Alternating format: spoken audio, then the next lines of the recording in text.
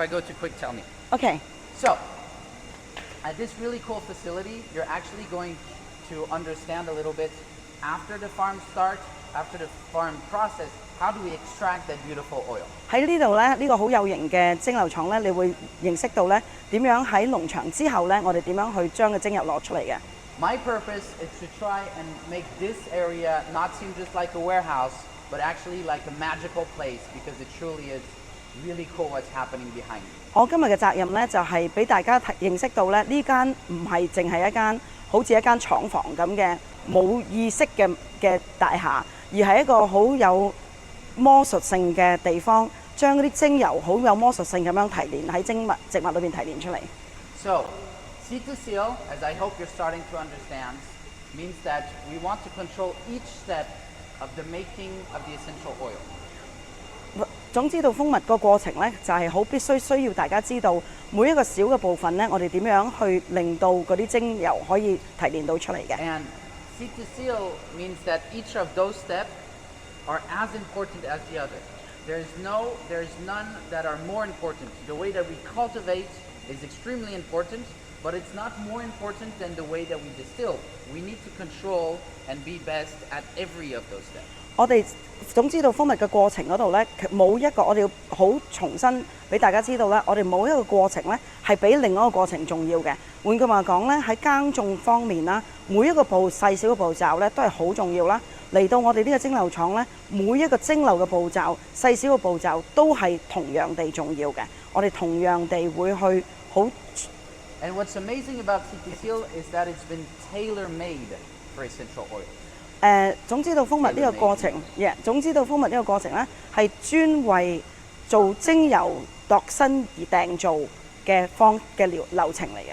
So that we can be precise, and it's very important that we're precise because that means we can really understand how to make the best quality essential oil and not the best quality watermelons or tomatoes or carrots. We want essential oil. We have a tailor-made standard for that. 喺呢個總之到蜂蜜嘅流程裏邊咧，每一個過程都係好準確同埋好精準，唔止準確 ，sorry 係精準嘅。咁令到咧我哋嗰個精油咧先至有佢好精準嘅品質。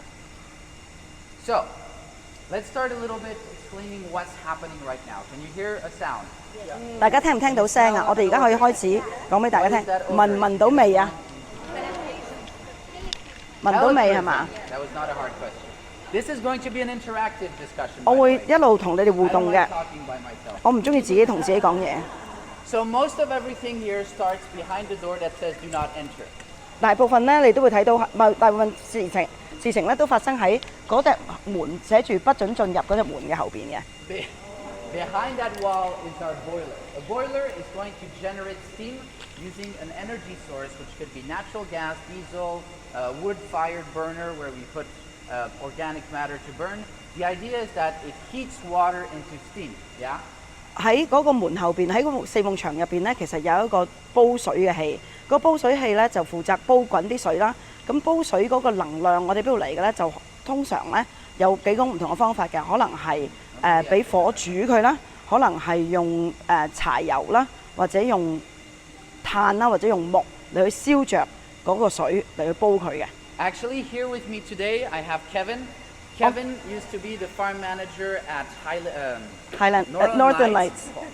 At Northern Lights, and Kevin is now in charge of all of our distillery on the engineering, the steam processes, and the quality of that steam, making sure everyone is safe, making sure we get the best quality steam, because steam is extremely important.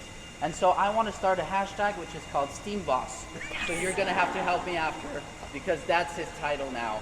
His real title is Global Chief Engineer Distillation Operation, which is way too, so Steam Boss, okay? OK， 喺我後邊呢位咧就佢叫 Kevin， 佢咧原本咧就係負責北極光農場嘅經理嚟嘅，咁咧佢最近咧就被升職為咧全球蒸餾廠嘅 Global Chief 全球主運營engineer 中文係咩啊？工程師 ，thank you， 你help me。蒸餾 Operation 運營啊 ，OK，they're helping me with the translation。營運啊，營運 Steam boss is better. 唔係後邊嗰啲人唔識聽啊，因為前面嗰啲人識聽啊 Steam 嘛 boss is better. OK，steam boss 即係蒸汽老闆。咁咧佢頭先有講咧，大家咧影完相之後咧就 hashtag 喺 Instagram 或者 Facebook hashtag 佢 steam boss。Okay, steam boss. So can everyone kind of move behind the line? Okay. Like we just said, there's steam here. A 黃線企黃線，地鐵嚟嘅呢度，一過黃線就跌落軌㗎啦嚇。Behind me are 5 cookers. You see the stainless steel vats that are behind me. 喺後邊咧有5個蒸餾嘅儀器嘅。I have one that is 6,000 liters and 4 that are 4,500 liters. 第一個咧就係6000公升，呢度咧另外嗰4個咧就係4500公升。Right now I have 2 running at the same time. Those 2 4,500 liter ones have plants in them and are being distilled. 而家咧有2個咧係營運中嘅，係蒸緊嘅，其中有一個咧係有植物喺裏邊嘅。So the cooker is where we place the plants that you've seen on the farm. We harvest the helichrysum, the stem and the flowers. We bring it to the facility, we load those chambers and we close them. And then is when we actually have something very special happening where we can extract that oil. 嗰個蒸汽呢個蒸爐咧，就係我哋將嗰啲收割咗嘅植物啦，好似我哋琴日見到喺農場度見到嘅植物葉連埋花一齊收割咗之後咧，就擺落去嘅。咁擺落去之後咧，就會蒸餾啦，蒸餾之後咧就會有精油出嚟啦。Now the idea inside this chamber is that we want to have oil that is in a liquid in little pockets. The idea of what we want in those chambers is we want to take the oil which is right now in a liquid shape in little pockets in the plants and we want to extract that out of the plant. OK， 嗰個目標咧就係嗰個植物裏邊咧有啲袋仔嘅，啲袋仔咧就裝精油嘅，佢咧就要透過用蒸汽咧將嗰啲精油咧喺嗰個袋仔嗰度攞出嚟。Now to achieve that, we want to go the essential oil. We need it to go from a liquid to a vapor. 我哋如果要做到呢個步驟咧，我哋要將嗰個精油原本係液體嚟嘅咧，要將佢變成蒸汽。So water is a liquid, steam is a vapor. We want something similar. We want to go from a liquid essential oil that you know to a vapor essential oil in order to extract it from the plant. 呢個過程咧就係將一個液體變成蒸汽啦。咁水咧就係液體嚟嘅，咁跟住要將呢個液體咧變成呢個氣體。因為精油其實係個氣體嚟嘅，佢透過蒸汽佢就變成一個氣體啦。So how do we bring water from a liquid to a vapor? 我哋點樣將一個液體變成一個氣體咧？ We heat it. 就用熱力啦。So if you pour water in a pot, you go to a certain temperature, it starts boiling. What is that temperature? 平時咧，如果你要擺呢個水落去一個煲度，你要將佢變成蒸汽，你要幾多度啊？ 100 degrees. 係啦， Exactly. All right. That's the boiling point of water. 呢個係水嘅滾嘅， steaming and boiling. 係咪？係煲水煲滾佢變成蒸汽嘅溫度。Essential oils have a much higher boiling point. 精油咧有一個更高嘅煲滾嘅thank you 沸點。If I were to take some helichrysum essential oil, pour it in a pan, and put it on the fire and heat it, which would be horrific, and don't do that. The temperature at which it starts boiling, like water would, is much higher, maybe 170, 180 degrees Celsius. Much higher.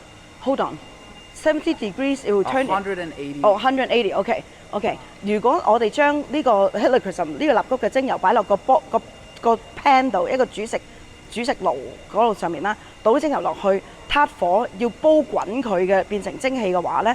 唔係水咁簡單㗎啦，會係170至180度攝氏嘅，咁所以千祈唔好咁樣做啦嚇。So this means that if I were with the plants inside the chamber to make a fire under and heat the inside of the cooker to 180 degrees, I would have the oil turn naturally into from a liquid to a vapor. Okay? If I were to have a temperature higher than 180 degrees in there, I would have that happening naturally. 換句話講，如果我淨係將植物擺落去嗰個煮食爐嗰度咧，而喺下邊開火咧，要煮到佢170至180度攝氏，佢先至會變成蒸汽嘅。Now if I do that though, I'm actually going to break down, hurt, and actually modify a lot of the molecules and have a terrible quality essential oil. 假如果我真係咁做嘅話呢，我會令到嗰個植物受損啦，同埋會影響破壞嗰個植物嘅。咁雖然我會得到精油，但係嗰啲精油會好惡劣嘅品質咯。So what I want to do is I want to turn that liquid into a vapor, but at a much lower temperature to not damage any of the molecules, the constituents that create that oil. 假如我想將嗰個植物裏邊嘅液體變成氣體嘅話呢，我要用一個比較低温嘅温度，令到我可以保存佢嘅分子同埋佢嘅品質同埋佢嘅 integrity， 佢嘅質量嘅話呢。Are you all still with me? Everyone awake? So, any ideas? How do I do that? How do I turn this essential oil from a liquid to a vapor so that I can extract it, but a much lower temperature than its boiling point? You use a liquid that is in the lower boiling point. You use a liquid that boils at the lower boiling point. Any other ideas? Pressurize it. Stay behind the yellow line, please. Actually, it would be vacuum. If we were to create a vacuum, we could actually boil it at a lower temperature, but it would be something very complicated, which means we would be adding another layer of dangerousity, having a vacuum inside a chamber. And distillation has been happening for centuries and never needed any complex techniques like this. So it's a valid idea, but there's an easier way. Steam box. Steamer. It's saying the word. No, not steam box. Just the first word. Steam. 蒸氣啦，其實就係靠用蒸氣嘅。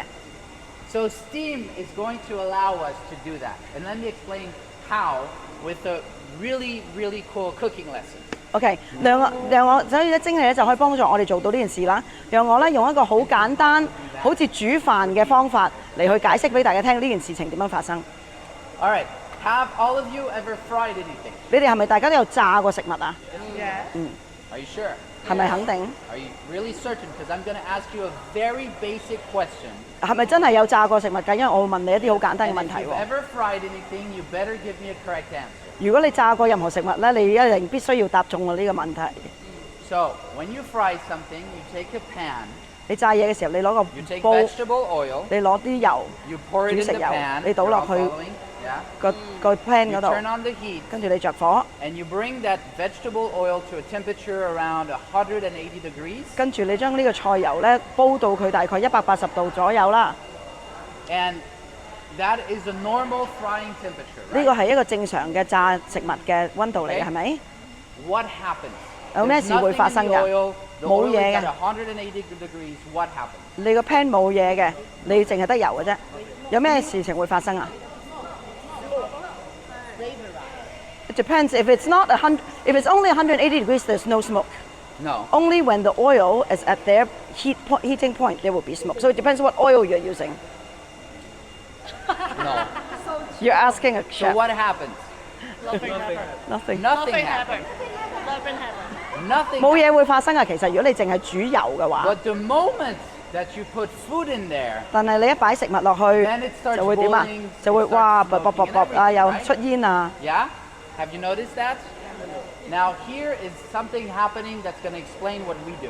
呢 Okay? 件事咧就會解釋到我哋其實喺度做緊乜嘢啦。 When you add food to that very hot oil, 當你加食物落去呢個好熱嘅油嗰度嘅時候 you're，adding water. 其實你加緊水落去， That vegetable oil that you're heating 嗰個 has a 油 boiling point that is much, much greater than 180 degrees. You would have to be at a much higher temperature for that oil to boil on its own and to evaporate on its own. 你 Yeah? 你嗰個油煮食油菜油咧，其實嗰個沸點咧其實係好高好高嘅。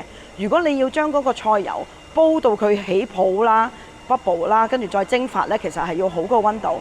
但係假如你擺嗰個食物 ，sorry，keep going，yes。 But I'm done. if you introduce another type of liquid inside that oil 但係假如你加 that has 另 a 外一 lower 種， boiling point, 如果你加一個液體，而嗰個液體嗰個沸點係低過嗰個菜油嘅話咧， like water. 好似水啦， that 例 we 如 know is going to vaporize even below 100 degrees. 例如水啦，你知道佢其實低過100度，佢都會蒸發㗎啦。When the water touches the oil, 當嗰個水掂到嗰個 It vaporizes. 菜油嘅時候，佢就蒸發啦。 and there is a rule: if a liquid vaporizes or is in the form of a vapor, if it's contact with any other liquids at that time, no matter the boiling point of that other liquid, it will vaporize that other liquid as well.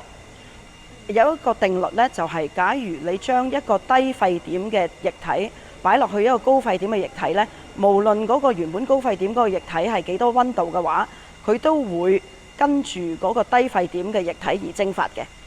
So, you put water in your cooking oil, and all of a sudden it starts bubbling.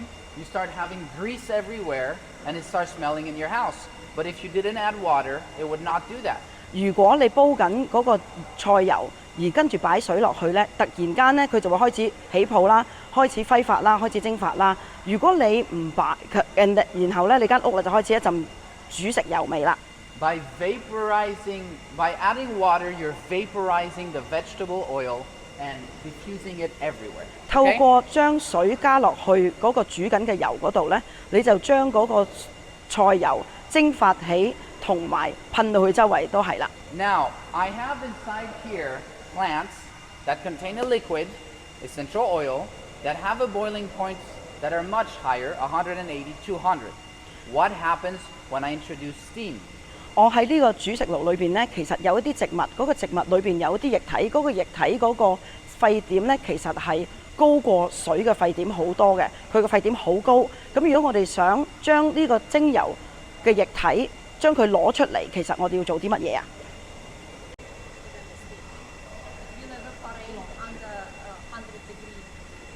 What? It will evaporate with a smaller degree. It will vaporize that oil at the temperature of the steam. So at a much lower temperature, we're able to go from a liquid essential oil to a vaporized essential oil at around 100, 110 degrees. 當你加蒸氣水嘅蒸氣入去呢個植物嘅時候呢，嗰個植物裏邊原本需要好高溫先至可以蒸發到嘅液體呢，就會跟住隨住水嗰個蒸氣嘅100度而開始蒸發出嚟啦。Okay? You understand? 大家都明係咪？ How 大家明白 smart we are? And why we 你 have this 有冇 thing on? 明白到點解我哋係呢個好有智慧、好聰明嘅方法？所以我哋都需要蒸氣老闆嘅。大家明㗎係咪？唔明嘅舉手，可以舉手嘅。But Okay, everybody controlling the understands. quality of the steam, the dryness of it, the temperature, everything that is happening needs to be controlled, understood in order to extract properly that essential oil. If we're too hot, we're going to damage it. If it is still not long enough, which I'm going to explain, it's not going to work either. We need to understand and control everything happening here. OK， 我哋咧必須咧要控制嗰個水嗰個蒸氣嘅品質啦 ，the quality of the steam，the temperature of the steam 個蒸氣嘅溫度啦，個蒸氣嘅時間啦，同埋 the amount of time we distill. 蒸氣嘅時間、蒸餾嘅時間啦，嚟去控制。Oh my God! I forgot what he was saying 咯。即係總唔知咧，其實咧好簡單啦。我哋要控制蒸氣嗰個品質啦、蒸氣嘅時間啦、蒸氣嘅溫度啦，同埋蒸氣嘅量嚟去控制嗰個蒸油裏邊嗰啲液體點樣去揮發出嚟，我哋先至控制到蒸油嗰個品質嘅。So inside there we have the plant. The steam goes through it, touches the oil, vaporizes the oil, and carries it out. Okay? 喺嗰個煮食爐裏邊呢，其實我哋有植物啦，植物呢就會有蒸氣，下邊呢就會有蒸氣上嚟啦。個蒸氣呢就會經過嗰啲植物呢，就會帶走佢喺植物裏邊嘅蒸油，跟住呢佢就會揮發出嚟啦。Now this is not something that happens in an instant. 呢件事情唔會立刻立馬發生嘅。It actually takes a certain amount of time, depending on the distillery, depending on the plant, to extract all of the essential oil inside the plant. 其實呢件事呢係需要一段時間嘅，咁視乎呢喺個植物喺個煮食爐裏面嘅植物係咩植物啦，就會控制究竟我哋需要幾多時間啦，需要幾耐啦，同埋需要咩壓力啦，嚟去攞嗰啲精油出嚟啦。So like I said, an essential oil is composed in a variety of different molecules. Yeah? 嗱，每個種精油呢都有好多唔同種類嘅分子喺裏邊嘅。Some are lighter, some are heavier. 有啲分子咧就輕啲，有啲分子咧就重啲。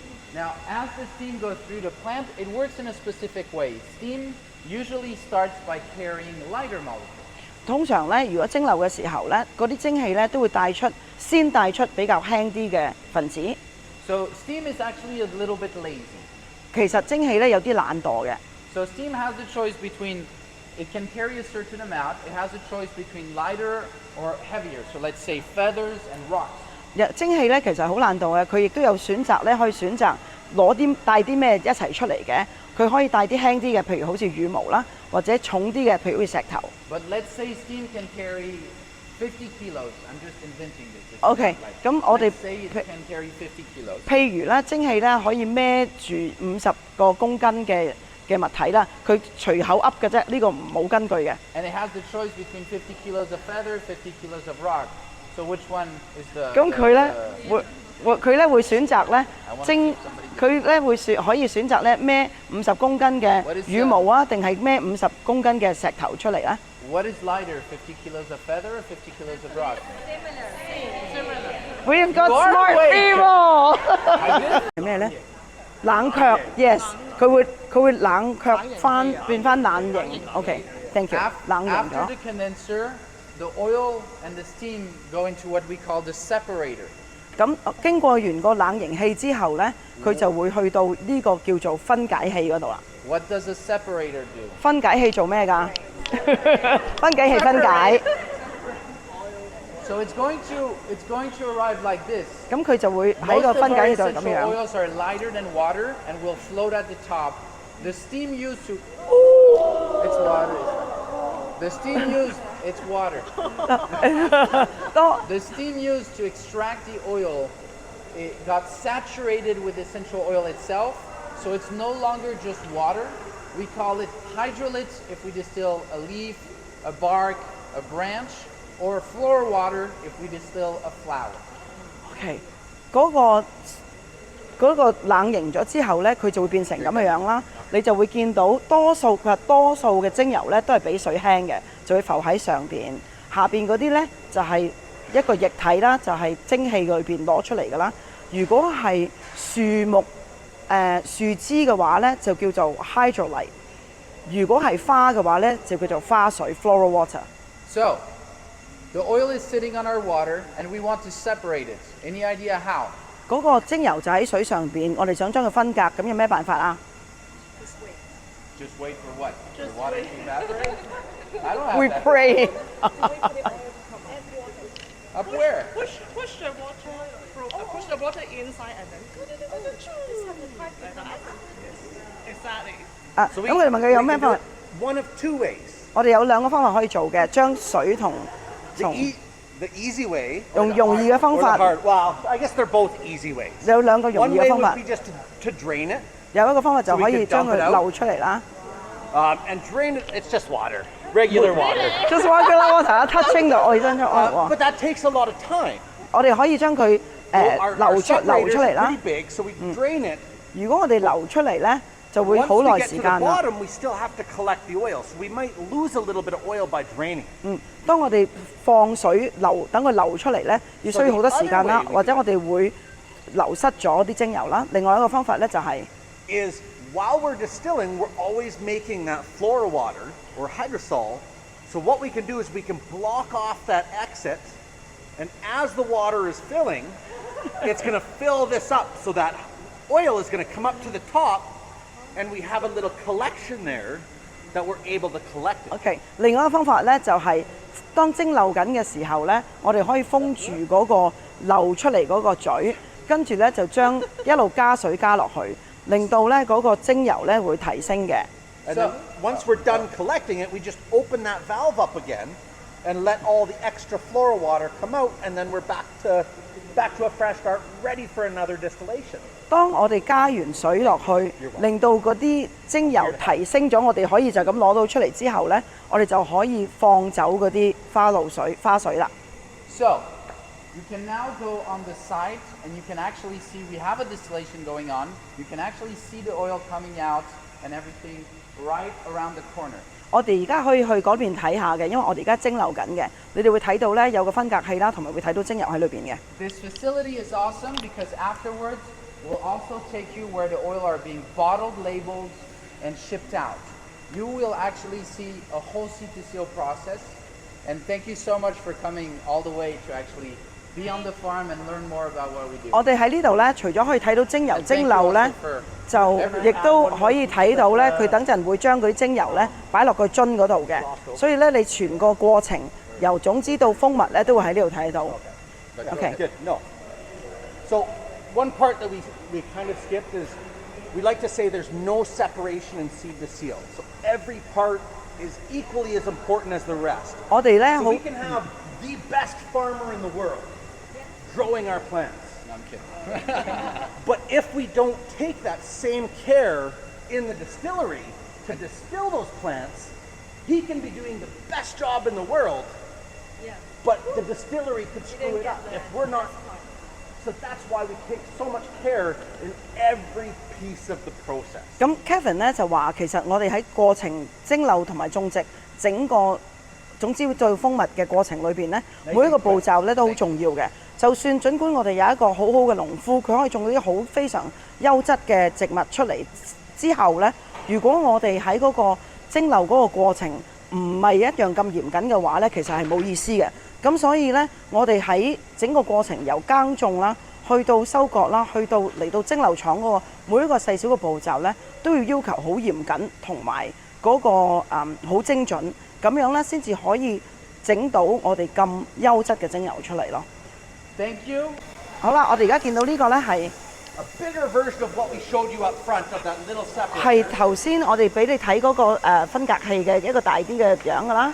So we've got all the oil up top. 你見到上面有精油啦。And to get that oil off, we don't want to drain the whole thing. 我哋如果想攞精油出嚟咧，我哋唔想喺呢度要放晒啲水佢喎。 At Northern Lights with trees, we have a long distillation period. So we have 5 months. 我哋喺北極光農場咧，我哋有可以蒸餾5個月嘅時間嘅。But these guys, awesome guys here in Croatia, they have a short amount of time. 但係 Same as Nicolas with lavender. They have a 2 or 3 weeks. 佢哋咧喺呢個農場咧，佢只有2至3個月嘅時間咧去蒸餾精油嘅啫。好似薰衣草農場啊 ，Nicolas 法國嘅薰衣草農場咧，都係得2-3個禮拜咧去蒸餾精油嘅。So we want to do it as fast as possible. So what we do is we close this valve and all the extra floral water is coming out here. So if we close this valve, it's going to lift the water level up. And all that awesome oil is going to go into this funnel here, which is connected to this pipe here, so you can collect all the oil. 咁嗰個蒸汽咧，我哋呢度咧有個開關器嘅，關咗個開關器之後咧，裏邊一路咧都會有啲花水啦，嗰啲花水咧就越嚟越多嘅時候咧，就會擁到嗰啲精油上去。咁大家你見到嗰度有個漏斗型嘅狀，最頂嗰度咧呢度有個漏斗嘅。咁咧當嗰啲水上到嚟呢度咧，嗰啲精油就會上到去，就會透過嗰個漏斗咧就流落嚟呢度，佢哋就可以喺呢度攞啦。And then once we're finished collecting the oil, we just open this valve up and let all the extra floral water out, and then it's ready for the next distillation. 咁我哋咧，當我哋攞晒啲精油之後咧，我哋就會開翻呢個關，我哋會開咗呢個嘴啦。咁跟住咧，嗰啲花水咧就會流翻走晒，我哋又可以再做下一轉嘅蒸餾啦。How much oil do you get from each cook? For helichrysum is under a liter. 哦，每一次煮咧，只係蠟菊咧，你只係攞到1公升嘅啫，咁樣搞 ，and it's an hour and 45 minutes, right? About there, yeah. 煮大概1個鐘頭零45分鐘，有咁多嘅蠟菊花植物咧，只係煮到1個公升嘅精油出嚟。So there you go. OK， 係咁，就 So 係咁啦。 let's go over this way. I think they want to get a group photo. OK， 我哋想喺嗰 And then the 度 next group is here.，我哋要埋去影group photo，跟住就下一組要嚟啦。所以佢貴啊嘛，係一個成個先至有1個公升。我諗得咁少嘅就係蒸餾咗出嚟㗎，即係佢 Okay. 哦，即係5-6個 boiler 先係一個。花就得1公升就煮晒呢度咁樣塞滿晒一個爐一個爐就煮到1公升。而家大家明點解咁貴啦，係嘛？係啊仲要揾人手收割喎，係啊仲要人手除草喎，仲要80%同20%嘅係啊。時間。 OK， 好得你邊一桶啊？ It can be adjusted a little bit depending on where they've gotten their plants.